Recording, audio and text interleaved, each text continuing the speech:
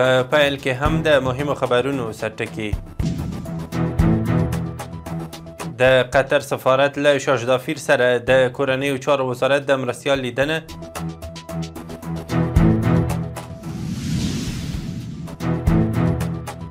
چک ولسوالۍ کې د خلکو له لوري د یوې لیسې ته د ځمکې ورکول کېدل.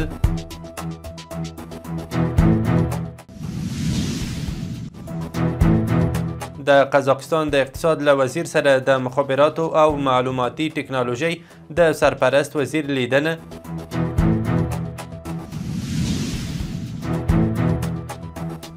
او د سعودي عربستان جدي ښار ته د هند د لومړي وزیر نریندرا مودي سفر. د واک ټلویزیون درنو لیدونکو سلام، وخت مو بخیر. زه ذبیح الله وصال یم. بشپړو خبرونو ته ښه راغلاست. د کورنیو چارو وزارت لومړي مرستیال محمد نبی عمري نن په کابل کې د قطر دولت د سفارت له شاه ظفیر ډاکټر مرادوف الخاشتي سره کتلي دي. په دې لیدنه کې دواړو لورو د افغانستان او قطر ترمنځ د دوه اړخیزو اړیکو د سیمه ییزو امنیتي حالاتو همداراز د ګډو همکاریو پر پراخېدو خبرې کړې دي. عمري د قطر له دولت څخه د افغانستان له خلکو سره په بېلابېلو برخو کې د شویو همکاریو مننه کړې او هیله یې څرګنده کړې چې دا همکارۍ لا پراخې شي. د میدان وردګ ولایت د پوهنې ریاست مسؤلین وایي چې د دغه ولایت په چک ولسوالۍ کې خلکو یوې لیسې ته د معیاري ودانۍ انګړ او زرغونې ساحې جوړېدو په موخه څه باندې 12 جریبه ځمکه ځانګړې کړې. د میدان وردګ د پوهنې رئیس محمد عثمان وایي د یاد ولایت د چک ولسوالۍ په ابکزار سیمه کې د مانجرخیل او بوستانخیل کلیو اوسیدونکو د ابکزار عالي لیسې په نوم ښوونځي ته څه باندې 12 جریبه ځمکه وقف کړه. نوموړي همدارنګه د یادو دوو کلیو د خلکو له همکارۍ مننه کړې او دغه اقدام یې د راتلونکو نسلونو د ښې روزنې لپاره ګټور ګام بللی دی. د مخابراتو او معلوماتي ټکنالوژۍ سرپرست وزیر د قزاقستان د لومړي وزیر د مرستیال او اقتصاد وزیر سیریک ژومنګارین سره کتلي دي. د دغه وزارت ویاند عنایت الله الکوزي پر خپله ایکس پاڼه لیکلي چې په دغه کتنه کې د مخابراتو، نوري فایبر شبکې، سایبري امنیت او ډیجیټلي حکومتولۍ په اړه خبرې شوې دي. هغه زیاته کړې چې ژومنګارین په خپلو خبرو کې د نوري فایبر شبکې د پراختیا برخه کې همکارۍ ته چمتووالی وښود. کابل کې د اروپایي ټولنې د استازولۍ دفتر د ځمکې نړیوالې ورځې په مناسبت ویلي اقلیمي بدلونونه د افغانستان د کرنې د خوړو امنیت او کلیوالي اقتصاد لپاره ګواښ دی. اروپایي ټولنې پر دغه ورځ د ژوند او معیشت لپاره د ځمکې د ارزښت یادونه کړې او په دې برخه کې د افغانانو د ملاتړ ډاډ ورکړی دی. افغانستان کې د ملګرو ملتونو د استازولۍ دفتر یا یوناما مرستیال اندریکا راتواټه د چاپیریال ساتنې ملي ادارې له سرپرست مطیع الحق خالص سره په کتنه کې ویلي هڅه کوي چې سیمې او نړۍ له هیوادونو سره په همغږۍ د افغانستان د چاپیریال ساتنې په اړه غونډې جوړې کړي. په ځانګړې توګه د چاپیریال ساتنې ملي ادارې په مشرۍ د سیمه ییز او نړیوال ملاتړ د جذبولو په لړ کې له مرستندویو ادارو سره همکاري پراخه کړي. د چاپیریال ساتنې ملي ادارې په یوه خبرپاڼه کې ویلي په دغه کتنه کې د نړیوالو مرستو پورې اړوند ننګونې، د مالی سرچینو د راټولونې او د ملي او نړیوالو بنسټونو د همکارۍ په اړه بحث وشو. د ننګرهار په هسک مینې ولسوالۍ کې د پاپین روغتیایي مرکز د ودانۍ جوړولو چارې د 219,000 ډالرو په لګښت بشپړې شوې.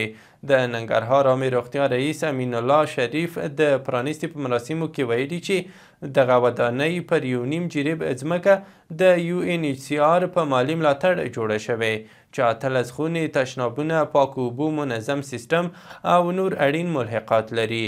د نوموړي په وینا د دې روغتیایي مرکز په جوړېدو سره به د هسک مینې ولسوالۍ د پاپین سیمې او شاوخوا کلیو ترڅنګ د پچیراګام ولسوالۍ د 3 کلیو خلک هم له اساسي روغتیایي خدمتونو برخمن شي. پاکستان کې د افغانستان سرپرست سفیر سردار احمد شکیب وایي کابل ته د پاکستان د بهرنیو چارو وزیر او د لومړي وزیر د مرستیال اسحاق ډار په سفر کې پر سیاسي امنیتي او ترانزیت خبرې وشوې چې مهمه برخه یې د راایستل کېدونکو افغانانو په اړه وې. شکیب وایي د خبرو ټینګار دا و چې دغه کډوال د یوې همغږۍ له مخې راوایستل شي او شتمنۍ او وقار ته زیان ونه رسیږي. تورخم کې د بیرته راستنېدونکو د موقت میشتېدنې عمري کمپ مسؤلین وایي د راستنو شویو افغانانو لپاره یې ټولې روغتیایي اسانتیاوې برابرې کړي دي. دوی وایي دغه کمپ کې د ماشومانو لپاره د ګوزن ضد واکسین، د داخله ناروغیو کتنځایونه، زیږون برخې او د بیړنیو ناروغانو لپاره د امبولانس خدمتونه هم چمتو کړي دي. د موقت میشتېدنې کمپ کې د روغتیایي برخې مسؤل رسول خان وایي چې هر ورځ په ټولو برخو کې شاوخوا 350 ناروغانو درملنه کوي. د موقت میشتېدنې کمپ مشر نصرت الله طلحه ویلي د روغتیایي خدمتونو ترڅنګ راستانه شویو ته د مخابراتو خپلو سیمو ته د لیږد او د عامه پوهاوي په برخه کې هم خدمات وړاندې کیږي. د کډوال او بیرته راستنېدونکو چارو وزارت وایي شاوخوا 399 تنه افغان بندیان چې د پاکستان له بېلابېلو زندانونو خوشي شوي وو تېره ورځ د غویي لومړۍ نیټه افغانستان ته استانه کړل شول. د دغه وزارت لخوا په خپره شوې خبرپاڼه کې راغلي چې دغه کسان د پاکستان په بېلابېلو برخو کې نیول شوي وو او له 1 تر 3 ورځو یې په زندانونو کې وخت تیر کړی دی. د خوست ښاروالۍ ریاست مسؤلین وایي چې د 1403 مالي کال په ترڅ کې د 296 میلیونه افغانیو په لګښت لسګونه بېلابېلې پروژې پلي کړي دي چې د ښار د پراختیا، ښاري خدمتونو او سرسبزۍ په برخو کې د پام وړ پرمختګونه شوي دي. د خوست ښاروال مفتي شهزاد نور رشاد د حساب ورکونې په ځانګړي پروګرام کې ویلي چې د ښاري خدمتونو په برخه کې 40 موقتي ملکیت سندونه اجرا شوي او د 11 لویو او وړو پروژو له ډلې ګڼې پروژې بشپړې شوي دي.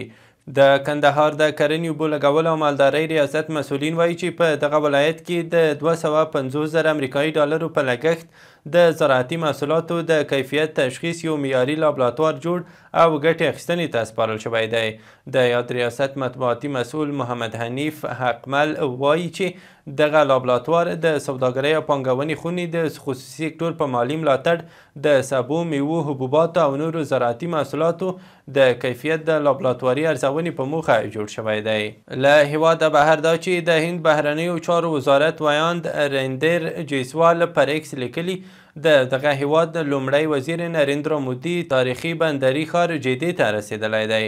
جیسوال لیکلي چې د مودي هرکلی د 21 توپونو په ډزو سره شوی دی. د هغه په وینا د نریندرا مودي هرکلي ته د سعودي عربستان د کابینې یو شمېر غړي هم ورغلي وو خو د سفر د موخې په اړه یې جزئیات نه دي ورکړي.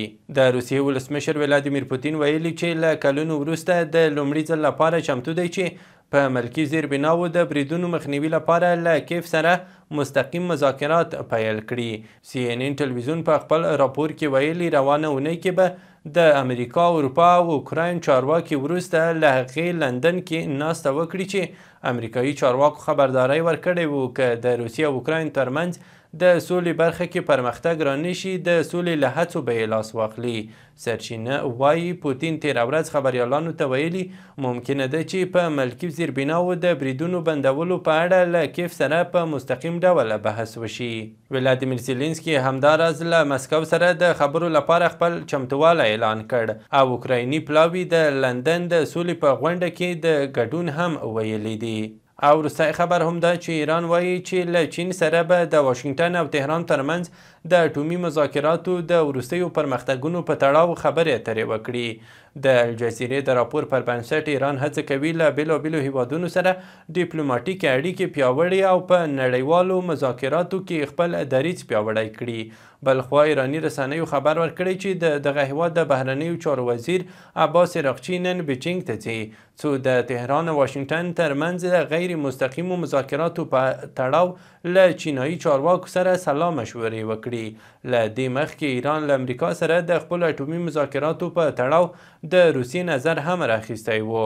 ایران هیله مند دی چې د نوي اټومي تړون د ترلاسه کولو او له چین سره د لا زیاتو سلا مشورو او همکارۍ له لارې د اقتصاد او سوداګریزو اړیکو د پیاوړتیا لپاره نور ګامونه پورته کړي.